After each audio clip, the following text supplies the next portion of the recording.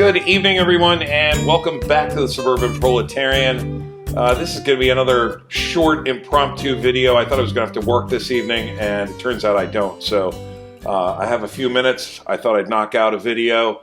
Honestly, I haven't really ridden the KLR650 in like 3 months.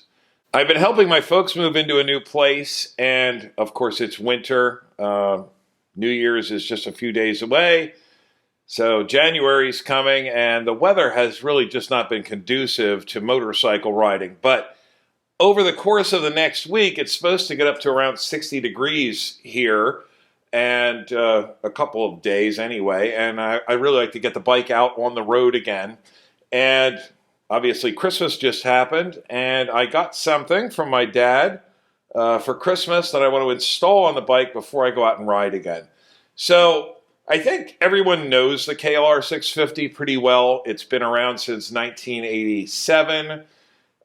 It's remained very little changed over that time period. It was discontinued for 2 years. Most of you probably already know that. It was brought back last year for the 2022 model year with a whole bunch of updates. It got electronic fuel injection. It got, in some models, electronic ABS, which is nice. Well, I think it's nice. I know serious off-road riders don't really like ABS, but virtually the bike has mechanically remained very, very similar from 1987 all the way up till right now, and it's an amazing value.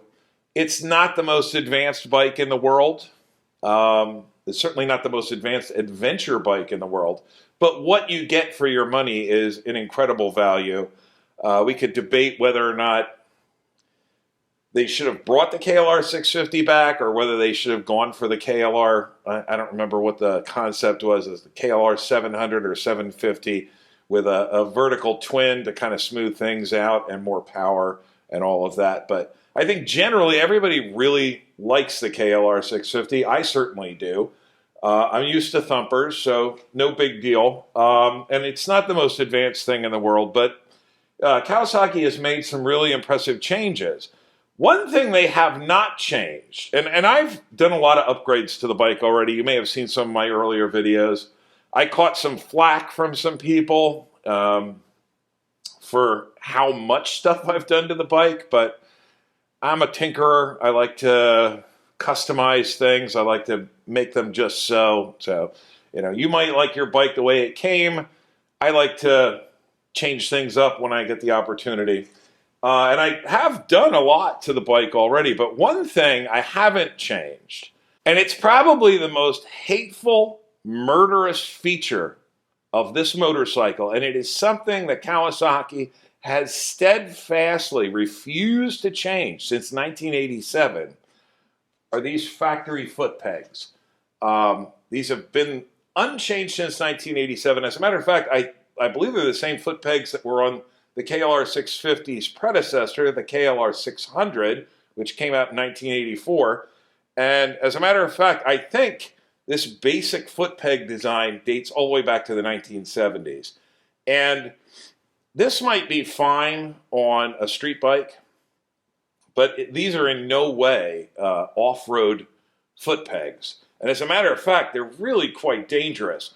When the bike first came out, and up until last year, the pegs were mounted rigidly, which is a little bit better. At least they don't sag when you stand on them. But the big problem with these pegs is they're very basic, just steel tubing with some rubber overmolding.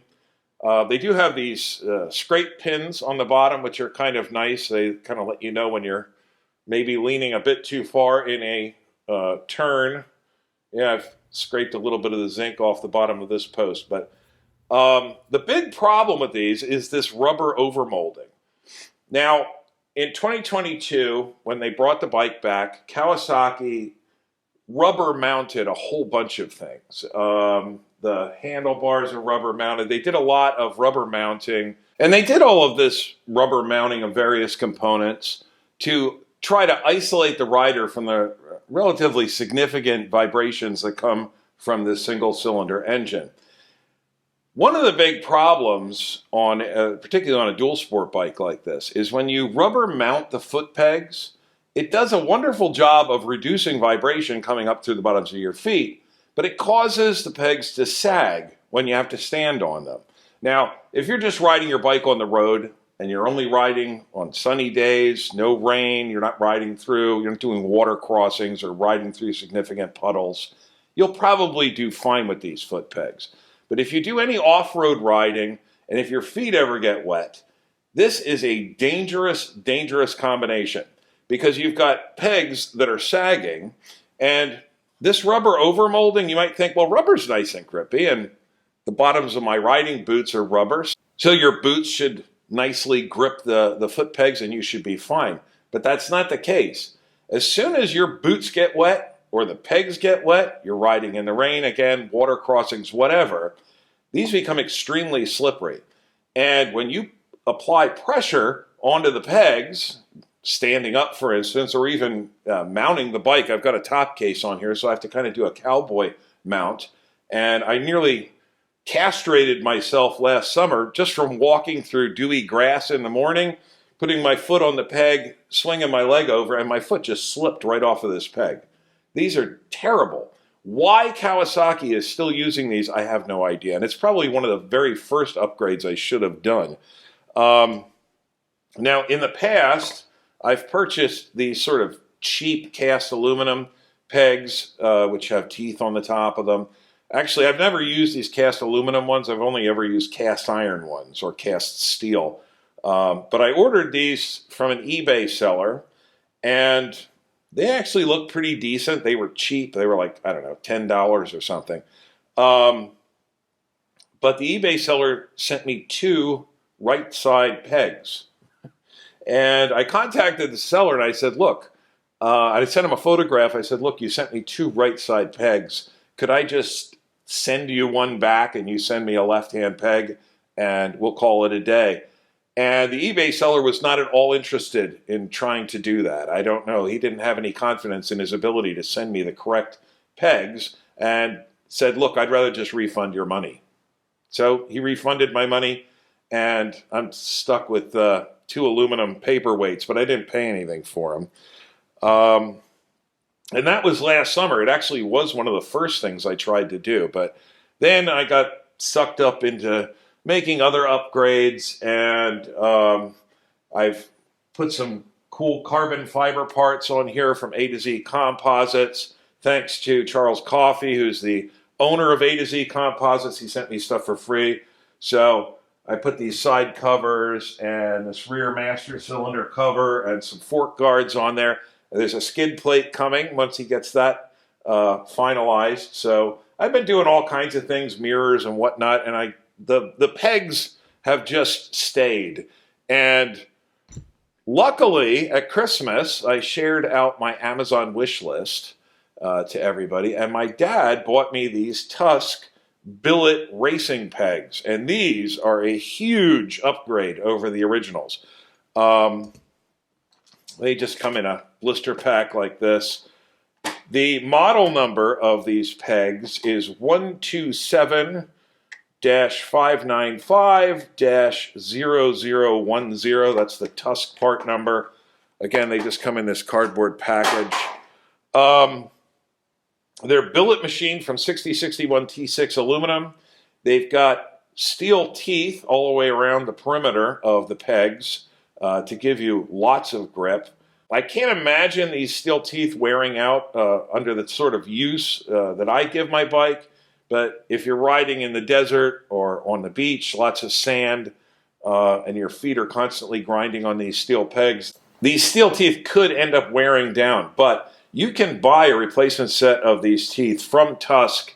It comes with a full set of replacement steel teeth and a special little wrench to turn them in and turn the old ones out and turn the new ones in. And that costs like $7. So if you're concerned about the teeth wearing down, because these pegs are not cheap. They're about $75. Now, that's not super expensive for billet machined aluminum. There are more expensive pegs you can buy, but it's still a pretty significant investment. So, but they look great, and I want to go ahead and put them on because I'm going to hopefully be riding next week. I'm not actually going to do an installation video. There's no reason for me to show the installation of these. If you've done Footpegs before, you know it's a very simple process. You take the clip off or the cotter pin out, you pull the pin, you take the old peg out, you put the new one in, and put the pin back in and secure it, and you're good to go. So I'm just going to put these on, and then we'll take a look at them. One thing to keep in mind, these are specifically designed for the KLR650. They're sold by Tusk as KLR650 pegs. But I can tell you that this barrel that the pivot pin goes through is just a little bit too long to fit inside the bracket of that the factory pegs were mounted in. And when I say it's a little bit too long, I mean a little bit. It's like I measured it with my calipers, and it's maybe somewhere between 10 and 20 thousandths too long this way. And I thought about going down to the shop and putting this in a milling machine and milling, 20 thousandths off of there. But this is aluminum. I'm just going to use the belt sander and very carefully reduce the length of this barrel so that I can fit them into the brackets. Otherwise, I think they're going to work great. The original pegs rely on a sliding steel collar against this rubber overmolding that's on the peg to provide sort of a spring action to keep the pegs down. The billet aluminum pegs do come with little springs which go over the barrel and against the leg of the spring, and there's a little hook here that goes over the mounting bracket, and that's what keeps the pegs sprung in a downward position, but gives them some flex if you hit something on the trail. So anyway, I'm going to go ahead and grind these down a little bit, get them mounted up, and then we'll take a look at them. Okay, so we've got our new pegs mounted up. Very straightforward process, as I already said. It took all of about 10 minutes, even having to do some slight sanding on that pivot barrel section just to get them inside the brackets. That was not a huge issue. So now it's time to try them out. I can tell you already, very, very grippy. Lots of real estate here for your feet. Yeah, no problem getting underneath the shifter. No conflicts with the brake pedal. Obviously, these are not my motorcycle boots, but no, these are going to be good. They're nice and grippy. Definitely not going to have your feet sliding off of these when they get wet. So this is going to be a huge improvement. Definitely worth 75 bucks. Again, there's more expensive ones out there, which may be better. There's certainly cheaper ones, but you run the risk of getting something you didn't order. So I'm very, very happy with these pegs. I think they look great. They're anodized, a kind of titanium color. I think it, doesn't really clash with the rest of the bike. If they had them in black, I might have gotten them in black. But overall, very happy. Can't wait to try them out. I'm going to start editing this video and get it posted up. And I hope to catch each of you on the next one. Later, guys.